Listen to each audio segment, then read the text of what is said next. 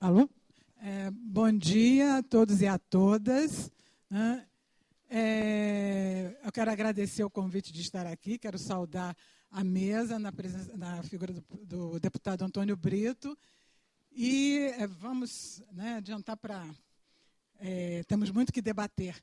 A mortalidade materna e o impacto sobre a vida das mulheres negras. Coincide a minha fala com a Maria Estela. Nós estamos com essa disparidade e queremos que o ato de nascer seja um ato normal, natural e feliz. Vamos nós. Por favor.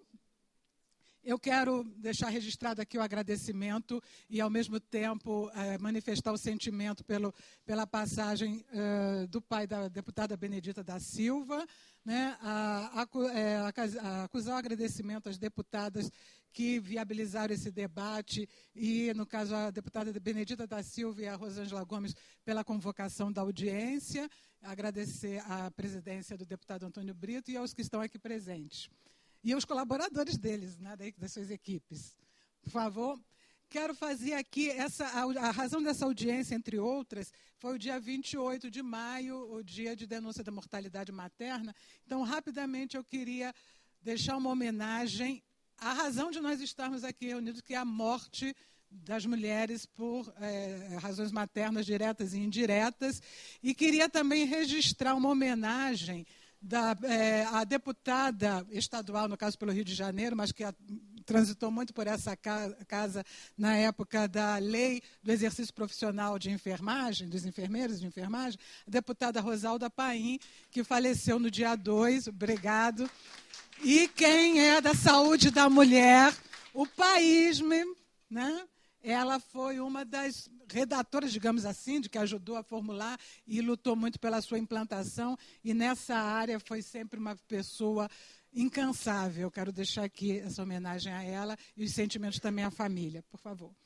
Bom, eu vou ser muito breve mesmo, porque a Laerte, independente das pessoas que representam o governo, mas na sociedade civil, minha colega Laerte é expert nisso. Eu aqui quero frisar, pela minha participação no Comitê Técnico de Saúde da População Negra, pela minha participação na construção da política de saúde da população negra, construção da redação, mas não da sua implantação, mas eu quero frisar aqui a razão da minha fala. O racismo, eu identifico aqui, trago para vocês para reflexão, que é o racismo institucional, a causa da elevada razão de mortalidade materna em mulheres negras versus mulheres brancas. Então, a iniquidade étnico-racial é que é o foco aqui. Porque morrer de parto, morrer por gestação, é uma indecência para qualquer etnia. Então, o foco da discussão é por que se morre de um fato natural, que é a gestação e parto, por conta de se ter pertencimento a um grupo étnico-racial. Então, só pode ser por racismo institucional.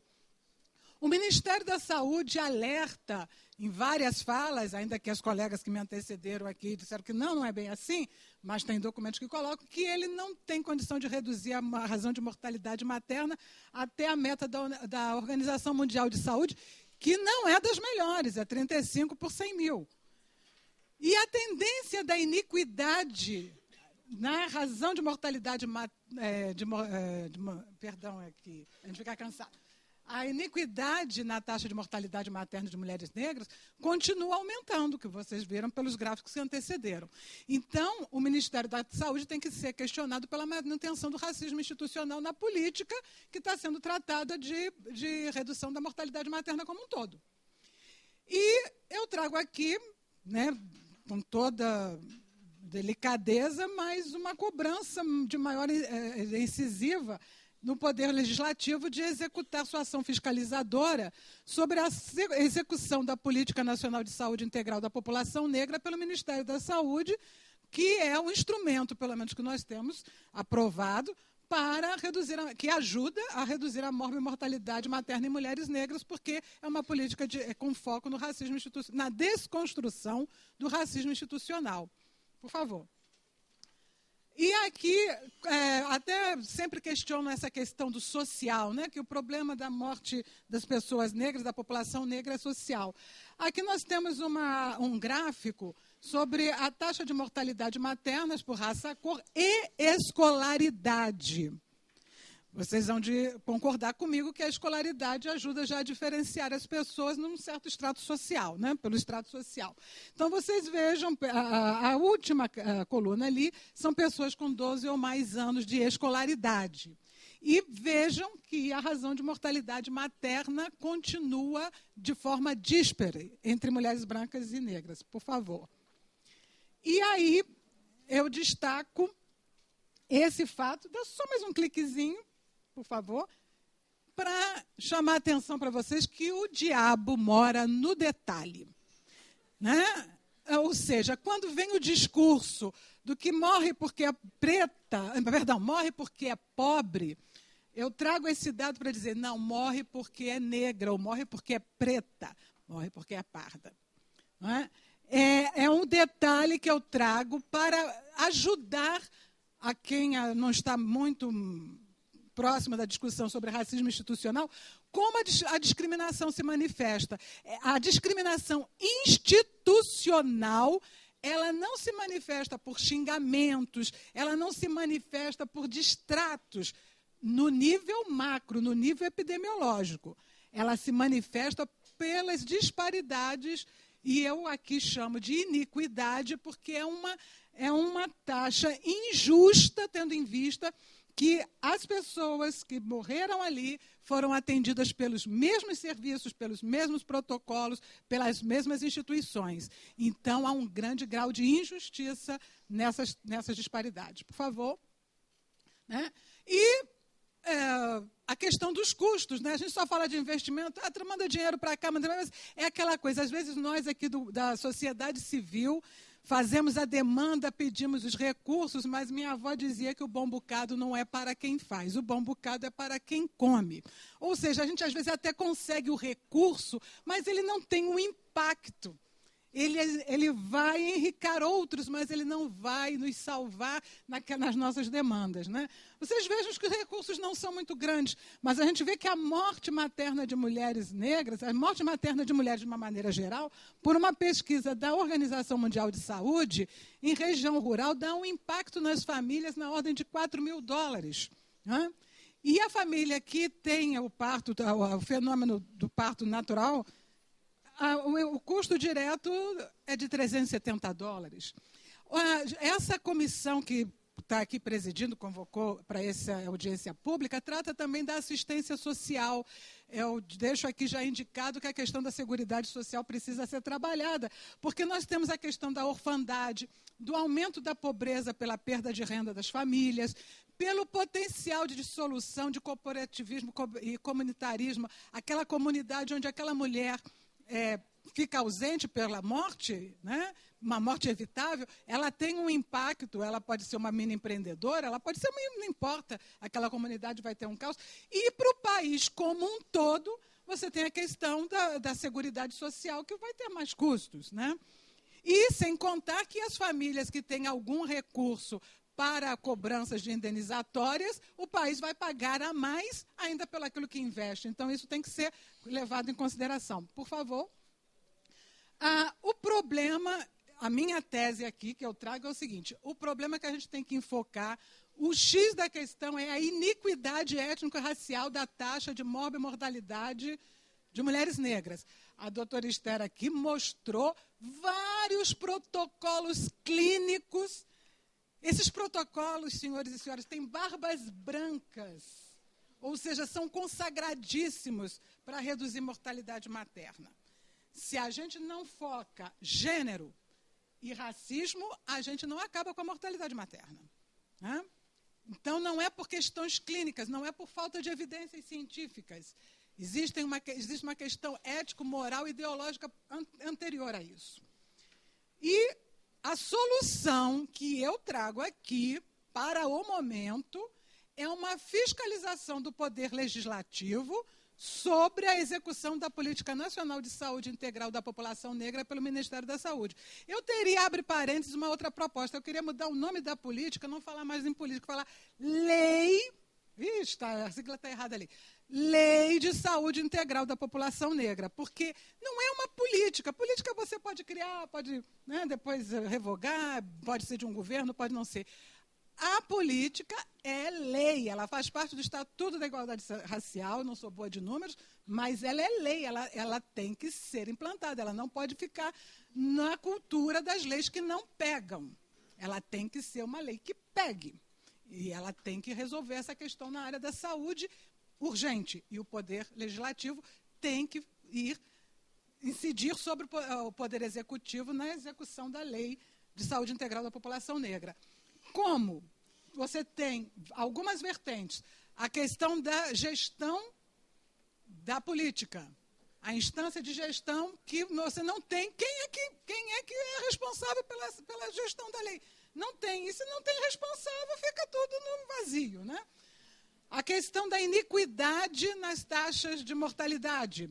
Temos que fazer esse enfrentamento que vai além dos protocolos clínicos. A questão da morbidade, que, como minha colega antecedeu, se para cada mulher que morre você tem 23 com consequências, com morbidade em relação ao período gestacional, então façam as contas para mim, por favor, tem que ser enfrentado paralelo. E eu, Isabel Cruz, coloquei um outro fator ali que, para mim, como profissional de saúde, minha última esperança para ajudar a resolver os problemas nas relações interpessoais entre profissional de saúde e cliente é empoderar o cliente. Porque do profissional de saúde eu já não alimento muitas esperanças e eu sou responsável por isso, porque eu sou professora, ajuda a deformar muitos.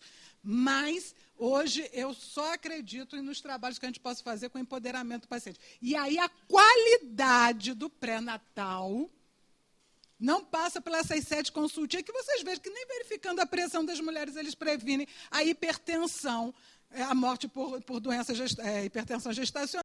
Que dirá outros, mas a mulher ela tem que ser empoderada, inclusive com o reconhecimento dos sinais do parto, a gente tem que ter um pré-natal de outras qualidades. Eu convoco sempre minhas colegas enfermeiras, mas elas fogem um pouco da raia, eu reconheço isso. Casa de Ferreira, espeto de pau. Por favor. E eu não sou epidemiologista, pelo amor de Deus, mas eu acho que a gente tem que começar a criar alguns indicadores provisórios para a Política Nacional de Saúde Integral da População Negra, que é a questão de que a gente precisa aumentar o percentual de mulheres pretas e pardas atendidas, sim, mas a gente tem que incluir a questão da taxa de sucesso. Porque governo é governo em qualquer lugar do mundo. Se ele bota um número lá para cima, parece que está atendendo muito bem, mas eu quero saber com sucesso. Porque, às vezes, você está dentro do sistema, mas é o sistema que está acabando de prejudicar a sua saúde. E as diferenças, vocês vejam que é na taxa de sucesso. Então, a gente tem que incluir isso, né? E a gente tem que ter um nível de corte alto para a população negra, por ser uma população vulnerável. Então, eu não posso ter o mesmo nível de corte para os não vulneráveis, né? E, obviamente, o racismo institucional ele aparece no contraste. Então, eu tenho sempre que ter como parâmetro o grupo hegemônico para poder vislumbrar se a minha política está avançando ou está recuando e para poder ver em que pontos isso está falhando. A questão da meta provisória, eu também tenho que ter metas ambiciosas, né? Eu quase caí na asneira de dizer que não havia metas diferenciadas, mas o plano operativo, o segundo plano operativo da Política Nacional de Saúde Integral da População Negra, bota 5% de redução da meta. Depois aqui alguém pode dizer se esse item foi alcançado. Acho um item modesto, tendo em vista a quantidade de mulheres negras que morrem. Mas é um avanço, porque nós temos que ter metas diferenciadas, sim. Porque as metas diferenciadas vão propor estratégias diferenciadas. Óbvio. Só eu que vejo isso, por favor. Vamos lá? Outro. Ih, já acabei, caramba. Sim. Então, é ótimo, está no último dele. Eu insisto para fechar. Poder Legislativo, deputado Antônio Brito, nossa pessoa, estamos ao vivo e tudo, mas eu sei se quem me conhece sabe que temos que ficar no calcanhar do ministro. No calcanhar do ministro. E, com respeito aos colegas, mas tem que trazer ele aqui. não mande representantes, porque ele tem que explicar o que está acontecendo, por que a política não está implantada uma vez que ela é lei, como pode existir uma disparidade étnico-racial como essa, e que são pessoas que estão morrendo e causando mais ônus à seguridade, ônus à saúde, ônus aos estados e às famílias, fora a dor psicossocial. E já coloquei, desculpe a ousadia, mas o Ministério Público, nós temos que começar a responsabilizar pessoas sobre essa má gestão e sobre essas mortes. O Ministério Público tem que trabalhar em favor das mulheres, das famílias, das mulheres que estão morrendo, das crianças que estão órfãs. O Ministério Público tem que trabalhar paralelo a isso.